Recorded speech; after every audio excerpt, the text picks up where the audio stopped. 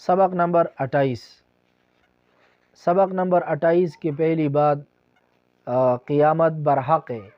اس کے حوالے سے سورۃ الحج کی آیت نمبر 7 آپ کی خدمت میں لکھی گئی ہے، وَأَنَّ السَّاعَةَ آتِيَةٌ لَا رَيْبَ فِيهَا وَأَنَّ اللَّهَ يَبْعَثُ مَنْ فِي الْقُبُورِ، قیامت یقیناً آنے والی ہے اور جس میں کوئی شک نہیں، اور یقیناً اللہ تعالیٰ ان لوگوں کو اٹھائیں گے جو قبروں میں۔ وَأَنَّ السَّاعَةَ آتِيَةٌ لَا رَيْبَ فِيهَا، یقیناً قیامت آنے والی ہے اور اس میں لا ریب فیہا کوئی شک نہیں ہے، لہٰذا قیامت برحق ہونے کا عقیدہ قرآن کریم کی آیت مبارکہ سے ثابت ہے۔ نمبر 2، بخاری شریف کتاب الرقاق جلد نمبر 2 صفحہ نمبر 967 میں قیامت کے دن کی ہولناکی کے بارے میں حدیث مبارکہ مذکور ہے۔ عن ابی ہریرہ رضی اللہ عنہ ان رسول اللہ صلی اللہ علیہ وسلم قال، النبی کریم صلی اللہ علیہ وسلم نے فرمایا، یعرق الناس یوم القیامہ، قیامت کے دن لوگوں کو اتنا پسینہ آئے گا حتی یذهب عرقهم فی الارض، جو کہ زمین کے اندر 70 گز تک چلا جائے گا، 70 ذراعا، 70 گز تک زمین کے نیچے چلا جائے گا، اتنے لوگوں کو پسینہ آئے گا۔ وَيُلْجِمُهُمْ حَتَّى يَبْلُغَ آذَانَهُمْ، اور پسینہ ان کے لیے لگام بن جائے گا یہاں تک کہ یہ پسینہ ان کے کانوں تک پہنچ جائے گا۔ تو یہ قیامت کے دن کی ہولناکی کا ذکر اس حدیث مبارک میں ہے۔ نمبر 3، قیامت کے متعلق عقائد۔ اللہ تبارک و تعالی جب اس پورے عالم کو فنا کر دیں گے، حضرت اسرافیل علیہ السلام کو حکم ہوگا کہ وہ سور کو پھونکے، جس کی آواز شروع میں نہایت دھیمی اور سریلی ہوگی، جو آہستہ آہستہ بڑھتی جائے گی، جس سے انسان، جنات، چرند پرند وغیرہ سب حیرت کے عالم میں بھاگنے لگیں گے، حیران ہو کر یہ کیسی آواز ہے؟ اس آواز کی وجہ سے لوگ بھاگنے لگیں گے۔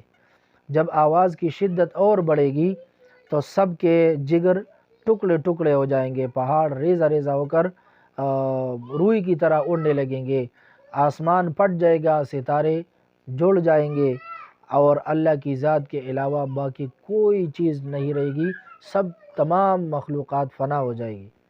کچھ عرصے بعد حضرت اللہ تبارک و تعالی حضرت اسرافیل علیہ السلام کو زندہ کر کے دوبارہ سور پھونکنے کا حکم کریں گے، جس سے پورا عالم ایک بار پھر دوبارہ وجود میں آئے گا، مردے قبروں سے اٹھیں گے۔ یہی قیامت کا دن ہوگا اور ہر بندے کو بارگاہ الہی میں پیش ہونا ہوگا، رب کے سامنے آ کر ہم کلام ہونا پڑے گا، درمیان میں کوئی بھی ترجمان نہیں ہوگا، رب کے سامنے آ کر سب اعمال اس کے سامنے ہوں گے، ان کے بارے میں جواب دہی ہوگی۔ انسان کا ہر عمل اللہ تبارک و تعالیٰ کے نمبر 1 اللہ کے علم میں بھی ہے، نمبر 2 لوح محفوظ میں بھی ہے، نمبر 3 کرامن کاتبین کے رجسٹر میں بھی محفوظ ہے۔ ہر انسان کا ہر عمل ان 3 چیزوں میں، نمبر 1 اللہ کے علم میں، نمبر 2 لوح محفوظ میں، نمبر 3 کرامن کاتبین کے رجسٹر میں یہ محفوظ ہوگا۔ جس طرح ریکارڈ شدہ آواز، ریکارڈ انسان کی آواز کو محفوظ کرتا ہے، ویڈیو کو، کیمرہ ویڈیو کو محفوظ کرتا ہے، اسی طرح زمین بھی انسان کے قول اور فعل کو محفوظ اور ریکارڈ کرتی ہے، اور قیامت کے دن یہ سب کچھ بتائے گی اور اگلے گی اور گواہی دے گی کہ انسان نے فلاں وقت فلاں جگہ یہ گناہ کا کام، یہ نیکی کا کام کیا ہے۔ انسانی اعضاء و جوارح کو بھی اس دن زبان دی جائے گی۔ الیوم نختم علی افواہہم وتکلمنا ایدیہم وتشہد ارجلہم بما کانوا یکسبون، یوم تشہد علیہم السنتہم وایدیہم وارجلہم بما کانوا یعملون۔ ان تمام آیات کریمہ اس پر دلالت کرتی ہے۔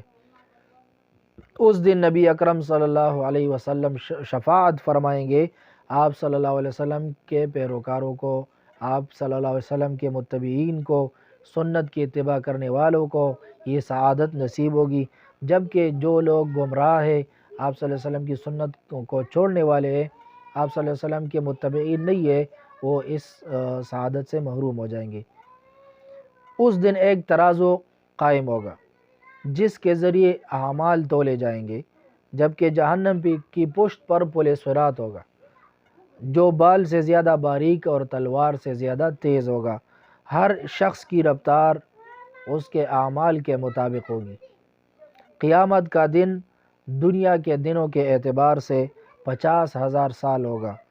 اس دن موت کو بھی ایک دمبی کی شکل میں لا کر ذبح کر کے ختم کر دیا جائے گا، اور اس بات کی علامت ہوگی کہ اب اس کے بعد موت نہیں ہوگی۔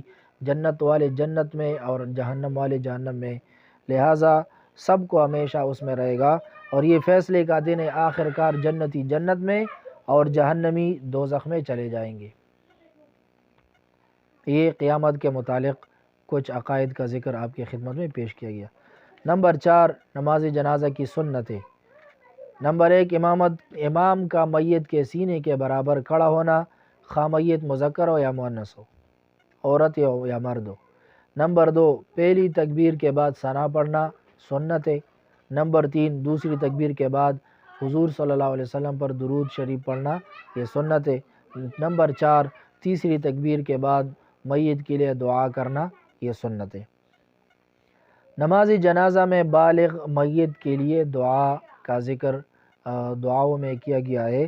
ترمذی جلد نمبر 1 صفحہ نمبر 198، ابواب الجنائز، باب ما یقول فی الصلاة علی المیت، اللہم اغفر لحینا ومیتنا وشاہدنا وغائبنا وصغیرنا وکبیرنا وذکرنا وانثانا، اللہم من احییتہ منا فاحیہ علی الاسلام ومن توفیتہ منا فتوفہ علی الایمان۔